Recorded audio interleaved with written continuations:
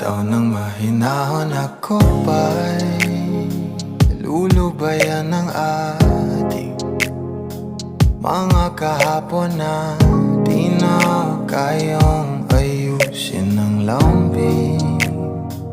Mga pangako pa'y sabay